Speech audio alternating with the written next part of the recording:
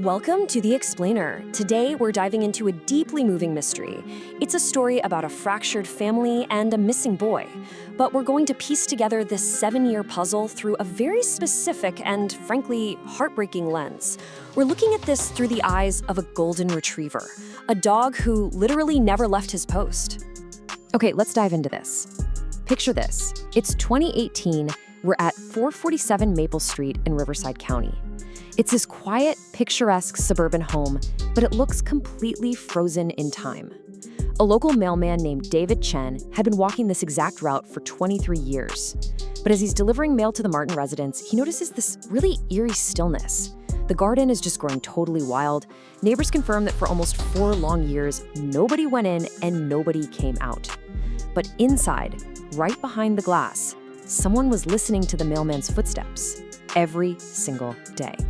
Looking through that front window, David Chen saw a golden retriever, just sitting there, perfectly still, staring out at the street.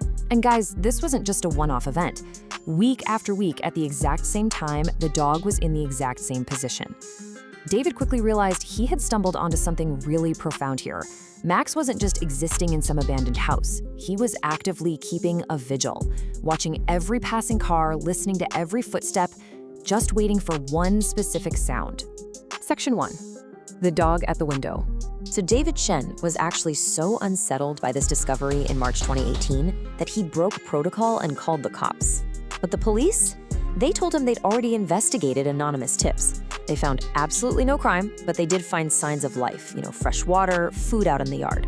Now imagine this from Max's perspective. Strangers in uniforms would occasionally peek through the glass, but they weren't who he was looking for.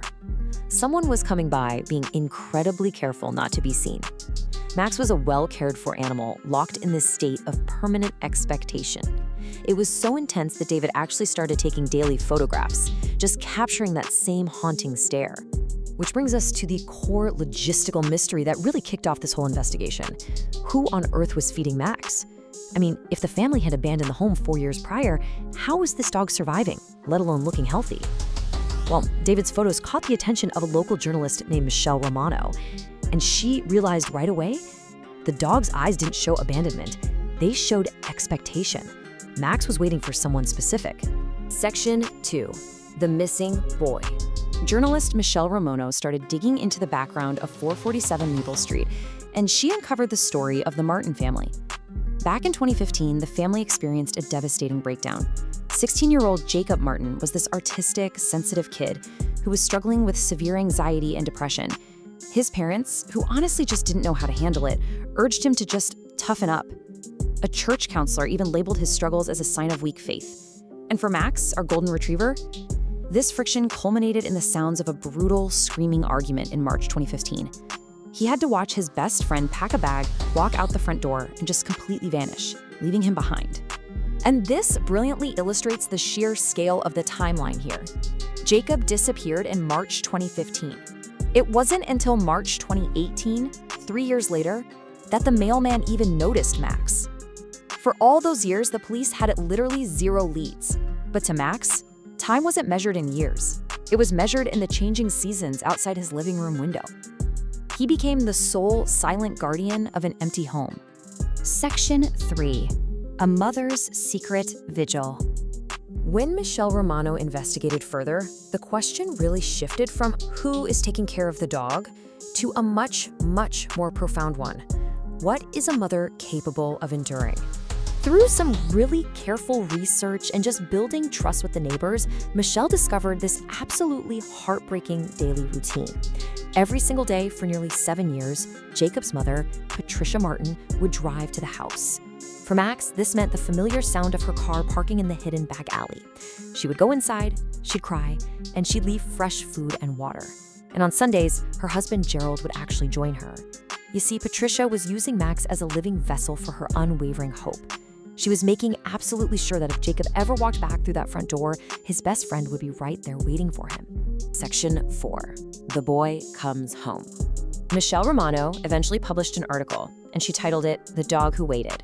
Now, she was super careful not to expose the parents' secret visits, but she wrote extensively about Jacob's disappearance, his mental health struggles, and most importantly, Max.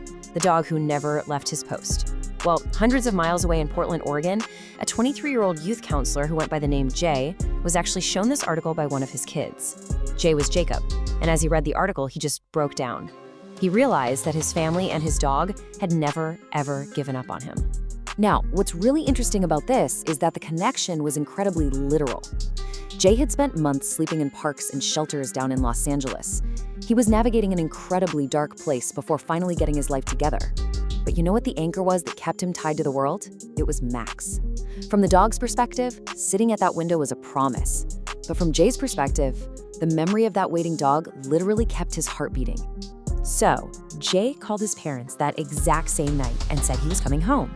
When he finally walked inside 447 Maple Street, Max was 14 years old. I mean, that is ancient for a golden retriever. But the second Max caught Jay's scent and heard his voice, his entire body just came alive. He crawled across the floor, literally crying. And the humans, well, they followed suit. Gerald Martin finally broke down and offered a profound, genuine apology to his son. The real, deeply rooted healing had finally begun. Section 5, the power of hope. The number 8 here represents the years that have passed since that incredible reunion. Today, Jay is 31, he's married, and he holds a master's degree in counseling psychology. He works full-time saving at-risk youth who are battling the exact same darkness he once faced. And his parents, Gerald and Patricia, they volunteer right alongside him. The fractures in their family have been completely and lovingly repaired. And as for Max, well, he lived for 2 more years after Jay returned. He passed away at age 16, totally surrounded by the family he helped glue back together. You know, Emily Dickinson famously wrote that hope is the thing with feathers.